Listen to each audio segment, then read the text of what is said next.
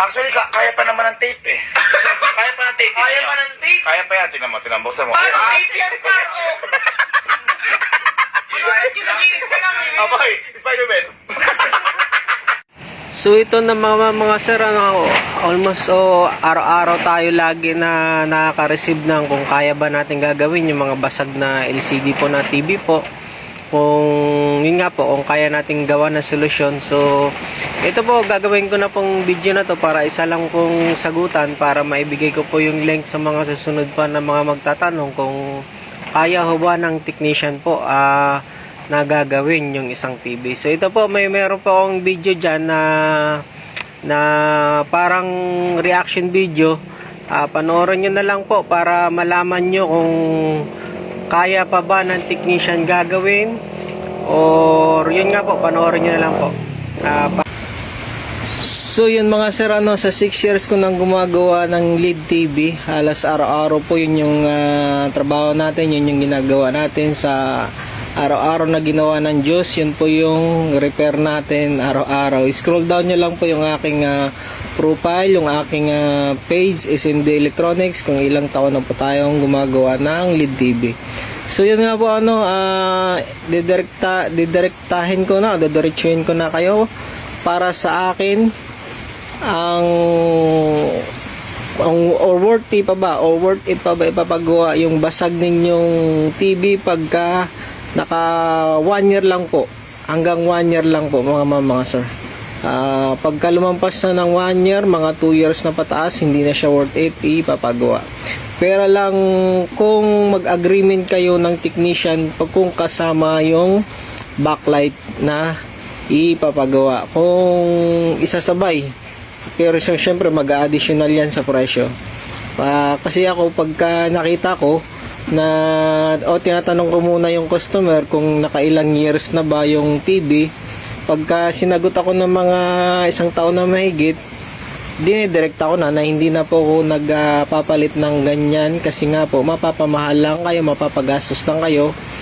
Kaya hindi siya worth it talaga na ipapagawa para sa akin. Kahit nga po meron akong spare parts, hindi ko pa rin sinasuggest na papalitan yung screen kung hindi kasama yung backlight.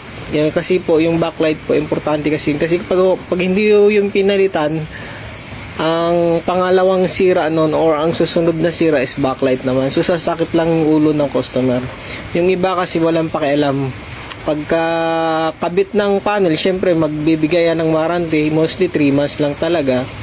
Pagkabigay ng 3 months noon, syempre gamit nyo na yung backlight. Yung backlight po kami kasi para sa akin minimum 55,000 hours. So ito na naman po tayo sa mga kapwa ko technician. Alam ko mababash na naman ako, tataas na naman yung kilay nila kung ba't ako nagbibigay ng ganong lifespan, or sinasabi ko minimum 55,000 hours.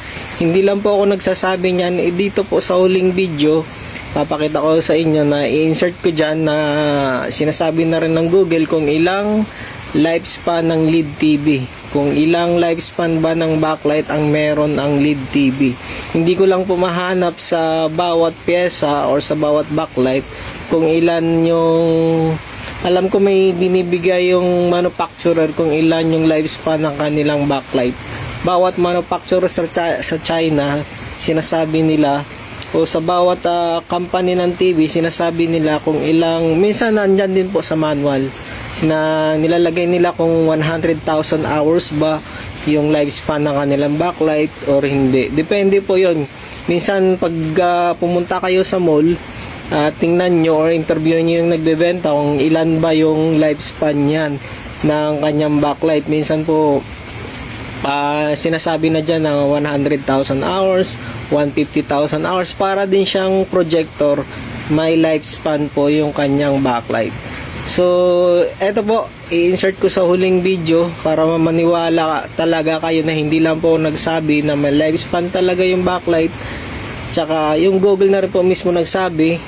Sa ngayon kasi wala akong manual, pero try ko po makapaghanap ng manual para mapakita ko rin sa inyo, para syempre para hindi tayo mababash ng mga perfectong technician dyan. So ito po, via Google, tsaka via sa sikat na vlogger, na napatunayan na hindi siya worth it na ipapagawa yung flat screen pag basag na. So panoorin mo na lang, ma'am, sir, yung video. Kasi para po ito sa susunod na mga customer na magtanong sa akin kung worth it ba o hindi. Kaya ito hahaba yung video natin, at least ma-explain ko rito ng maayos kung worth it ba talaga ipapagawa o hindi. Tsaka ulitin ko po, opo, kaya ng technician gumawa ng basag. Kaya nyo rin bumili ng flat screen. Pero ang tanong kung worth it ba ipapagawa or hindi. So, nandyan lang po. I-insert ko rito sa huling video. Panoorin nyo lang. Intindihin nyo na lang. Tsaka, yun nga po. Pa-subscribe po ng aking YouTube. Tsaka pa-follow na rin po ng aking page. Yan po. Maraming salamat po. God bless. Scroll down nyo na lang po yung aking page. Kung ilang taon na ba gumagawa ng flat screen. Okay po. Maraming salamat po. Actually, kaya pa naman ng tape eh. Kaya pa ng tape. Kaya pa ng tape? Kaya pa yan. Tinambuksan mo. Paano tape yan, paro? Kinakilig ka lang eh. Abay, Spider-Man. Ba't pa naman yan? Ito eh. Ngayon, tinanong na po namin to kung pag pina-repair, magkano magastos. Kung kaya pa. Mas nalungkot ho kami kasi mas mainam pa doon pong bumili kami ng bago kaysa i-repair. Kasi hindi, kung i-repair po siya, hindi po alam kung ito lang mismo yung sira, baka meron pa po sa likod. Tapos, yung ipapalit dyan ay Replacement lang. replacement, hindi yung original. Kaya ngayon po, yung sinasabi ko po, 5 to 10 years. According to Bajaj Finserv, the average lifespan of an LED TV remains between 50,000 to 1,000 hours of use, which equates to roughly 5 to 10 years, depending on usage and care. High-quality brands and models can last longer, while factors like high brightness settings, heat, and extended use may shorten this expected lifetime. Roughly 5 to 10 years. According to Bajaj Finserv, the average lifespan of an LED TV remains between 50,000 to 1,000 hours of use, which equates to roughly 5 to 10 years, depending on usage and care. High-quality brands and models can last longer, while factors like high brightness settings, heat, and extended use may shorten this expected lifetime.